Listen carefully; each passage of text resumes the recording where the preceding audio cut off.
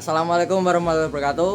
Perkenalkan kami dari kelompok 2 yang beranggotakan saya sendiri, Basyetar Manadi, presensi 8. Saya Muhammad Tani Maulana, presensi 23. Saya Vicky Delti Brilian, presensi 34. Saya Kanavia, presensi 16. Saya Farhan Noval Putra Arianto, presensi 14. Nah, di sini kita akan membawakan materi yaitu 5 pilar hidup sehat, jasmani dan rohani. Berikut videonya. Pilar 1 yaitu aktivitas fisik. Sebenarnya tubuh manusia dirancang untuk bergerak. Namun banyak orang lebih sering untuk bermain HP, menatap layar lebih lama, atau kurangnya istirahat. Tentu saja hal ini merusak kesehatan seperti penyakit jantung, diabetes, atau menurunnya stamina. Organisasi Kesehatan Dunia sendiri itu menyarankan berolahraga 30 menit setiap hari seperti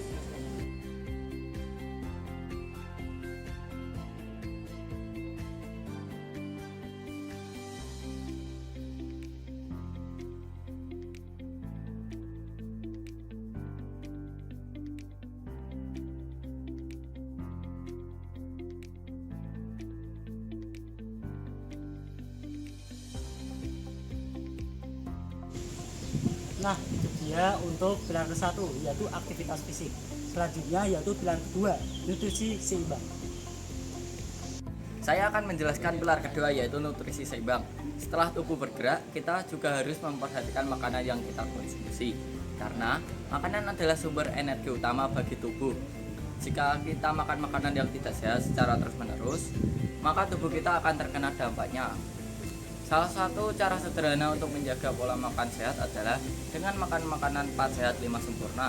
Yang pertama ada karbohidrat seperti nasi, yang kedua ada sayuran, yang ketiga ada protein seperti ayam dan tempe, yang keempat ada buah-buahan, dan yang kelima ada susu. Setelah kita makan makanan yang sehat, kita harus mengurangi makan makanan cepat saji, membatasi gula, garam, dan minyak, serta memperbanyak minum air putih. Ingat, tubuh kita ibarat mesin. Jika bahan bakarnya baik, maka kinerjanya juga akan maksimal. Sekian, terima kasih. Saya sebagai pilar ketiga yaitu kesehatan mental dan rohani. Nah, banyak orang fokus menjaga kesehatan fisik tetapi sering melupakan kesehatan mental dan rohani. Padahal ketika pikiran kita stres, tubuh juga bisa ikut terkena dampaknya. Misalnya mudah lelah, sulit tidur, bahkan mudah sakit. Oleh karena itu, penting bagi kita untuk menjaga kesehatan pikiran dengan beberapa cara seperti meluangkan waktu untuk beribadah, bermeditasi atau menenangkan diri, berbicara dengan teman atau keluarga, serta belajar bersyukur setiap hari. Rasa syukur dapat membuat hati lebih tenang dan pikiran lebih positif.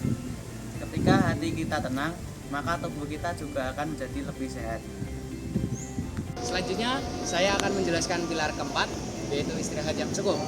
Istirahat yang cukup tidak kalah dari pilar-pilar yang lainnya. Karena istirahat yang cukup sangat penting bagi kesehatan tubuh kita.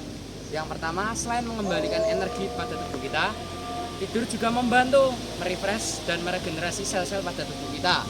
Dan juga dapat memberikan otak untuk mengakses informasi yang telah kita terima.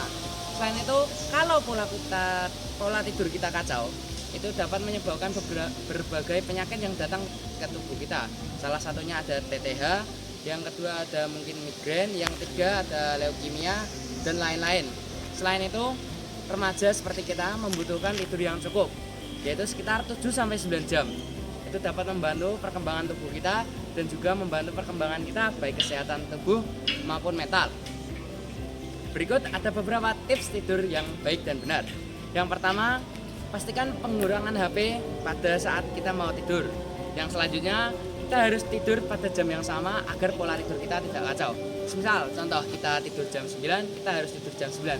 Karena dengan pola tidur kita yang kacau, dapat selain merusak dan mengganggu perkembangan tubuh kita juga akan mengalami berbagai penyakit kepala seperti TTH yang tadi sudah saya sebutkan dan juga migrain. Berikut adalah yang bisa saya sampaikan. Yang selanjutnya ada pilar kelima yaitu lingkungan dan konsistensi yang akan dijelaskan oleh pilar selanjutnya. Sampai jumpa. Jadi pilar yang terakhir yaitu lingkungan dan konsistensi. Seringkali kebiasaan kita dipengaruhi oleh lingkungan sekitar kita. Jika kita berada di lingkungan yang suka berolahraga, makan makanan sehat, hingga memiliki pola hidup yang baik, maka kita juga akan lebih mudah untuk mengikuti kebiasaan tersebut. Namun sebaliknya, jika lingkungan kita memiliki kebiasaan yang tidak sehat, kita juga bisa ikut terpengaruh ke dalamnya. Selain itu, yang paling penting yaitu konsistensi. Hidup sehat bukan dilakukan hanya sekali ataupun 2 kali, tetapi harus dilakukan secara terus-menerus. Mulailah dari langkah yang kecil, seperti berjalan kaki setiap hari, minum air putih yang cukup, makanan-makanan sehat, hingga tidur tepat waktu. Sebagai penutup, langkah kecil yang dilakukan setiap hari akan menghasilkan perubahan besar di masa yang akan datang. Sekian dan terima kasih. Jadi kita apa? Sekian dari kelompok kami. Wassalamualaikum warahmatullahi wabarakatuh.